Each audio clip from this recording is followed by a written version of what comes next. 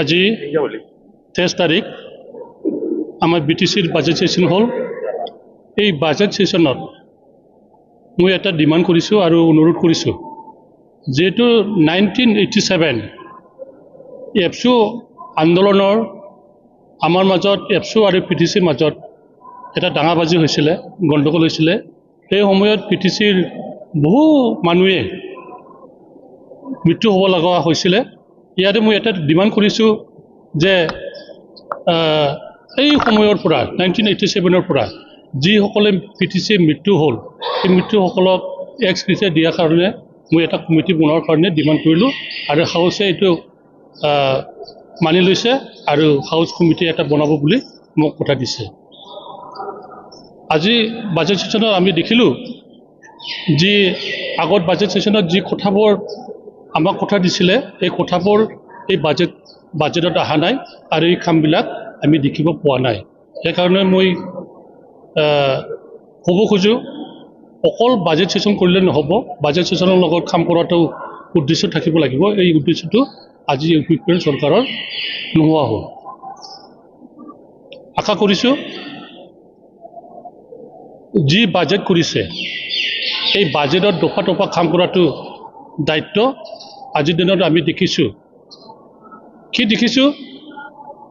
যোৱাকালিলৈকে আমি দেখিছোঁ আমাৰ খাৰিগাঁৱে হওক, চেৰপাংগুৰি হওক, যিসকলে বালু ট্ৰাকত আনে, ইয়াত ফৰেষ্ট ডিপাৰ্টমেণ্টৰ পৰা চিণ্ডিকেট আছে।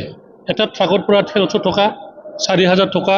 এই চিণ্ডিকেটটো যেন UPPL চৰকাৰে নাইকিয়া কৰিব লাগে মই অনুৰোধ কৰিছোঁ। কাৰণ আমাৰ যিসকলে বালুৰ পাত্ৰত ঠানি আছে, সেইসকলে বহুত কষ্ট পাই আছে। চালান থাকিলেও পইচা দিব লাগিব, চালান নাথাকিলেও পইচা দিব লাগিব। এইটো কোন দেশৰ চিষ্টেম হ'ল? এই চিষ্টেমৰ পৰা আঁতৰি থাকিবৰ কাৰণে মই অনুৰোধ কৰিছোঁ। বিশেষকৈ মই ফৰেষ্ট CMক মই অনুৰোধ কৰিছোঁ যেন এই চিষ্টেমত এই কি কয় এইটো মাফিয়া চিষ্টেমটো যেন আমাৰ BTC অঞ্চলত নাথাকে, মই সেইটোৱে অনুৰোধ কৰিছোঁ। মাফিয়া চিষ্টেম বা গুণ্ডা টেক্স বৃদ্ধি পাইছে নেকি? গুণ্ডা টেক্স যথেষ্ট বৃদ্ধি পাইছে। এই গুণ্ডা টেক্সটো কেনেকৈ বৃদ্ধি পাইছে? ৰাস্তাত যদি মানুহ বহি থাকি পইচা কালেকশ্যন কৰে, এটা গুণ্ডা টেক্সে হ'ব, এটাতো লিগেল টেক্স নহয়। আৰু যিসকলে কাগজ আছে, কাগজ চালান আছে, এই চালানৰ পৰাও যদি এটা ট্ৰাকত যদি 1300 টকা ৰাখি দিয়ে, এইটো নিশ্চয় গুণ্ডা টেক্সে হ'ব। এইটো মাফিয়া ৰাজ হ'ব। এই গুণ্ডা টেক্স কৰা এই চৰকাৰৰ পৰা আঁতৰি থাকিবলৈ মই সকলো ৰাইজক অনুৰোধ কৰিছোঁ। মই ইয়াত ক'ব লগা একো নাই, কাৰণ বিভিন্ন জাতি জনগোষ্ঠীয়ে নিজৰ নিজৰ মান সন্মানটো ৰাখিব বিচাৰে। ঠিক আমাৰ BTC কাউন্সিলে এইটো সন্মান দিয়াটো মই ধন্যবাদে দিছোঁ। কাৰণ ৰিষ্ট্ৰিক্টেড হলিডেত যিসকলে নিজৰ নিজৰ জাতিৰ কাৰণে পূজা বা কিবা পালন কৰে, পৰ্ব পালন কৰে, ইয়াত ৰিষ্ট্ৰিক্টেড হলিডে দিয়াটো বেয়া নহয়, ঠিকেই আছে। যোৱাকালি বাছবাৰীত আদানীৰ এই সম্পৰ্কে যোৱাকালি ময়ো গম পাইছোঁ, কৰোড়পতি আদানীৰ ল'ৰা আমাৰ BTC বা ধুবুৰী ডিষ্ট্ৰিক্টত আহিছে। অকল বাছবাৰীত যোৱা নাই, আমাৰ বিলাসপাৰা চাব ডিভিশ্যনৰ ওচৰত চুৰাপাকৰা কিবা এইবিলাক এৰিয়াটো আহিছে।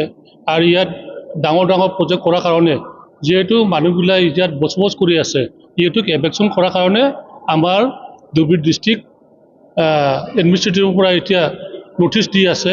আমাৰো PTCত কি হৈছে দুৰ্ভাগ্যজনক, বুগলাউৰা বুলি এটা গাঁও আছে, ছোটমাল গাঁও, ইয়াত BTC বাছি আছে, BTC ভোট দিয়ে, এই সকলোকে ইয়াত এভেকশ্যন কৰাৰ কাৰণে যোজা কৰি আছোঁ। আমিও চেষ্টা কৰিছোঁ কেনেকৈ আমাৰ BTC অঞ্চলৰ ৰাইজক কেনেকৈ ৰক্ষণাবেক্ষণ কৰিব পাৰোঁ, আমিও চেষ্টা কৰিছে। নিশ্চয় আজি এই গাঁৱৰ মানুহে আমাৰ প্ৰমোদ বড়ো ডাঙৰীয়া আৰু ৰঞ্জিত বসুমতাৰীক যিহেতু ৰেভিনিউ EM হ'ল, তেখেতক এপ্লিকেশ্যন দিব আৰু পৰ্বটো কি হ'ব এইটো চাই আছোঁ। যেন মই ক'ব বিচাৰোঁ, পৰ্বতৰা হ'ল আমাৰ TSP এৰিয়া। এই TSP এৰিয়াত যেন আমাৰ মাটিবিলাকক চৰকাৰক নিদিয়ে আৰু ব্যক্তিগত খণ্ডক প্ৰজেক্ট কৰিবৰ কাৰণে নিদিয়ে, সেইখিনি মই সকলোকে অনুৰোধ কৰিছোঁ। চাবাই।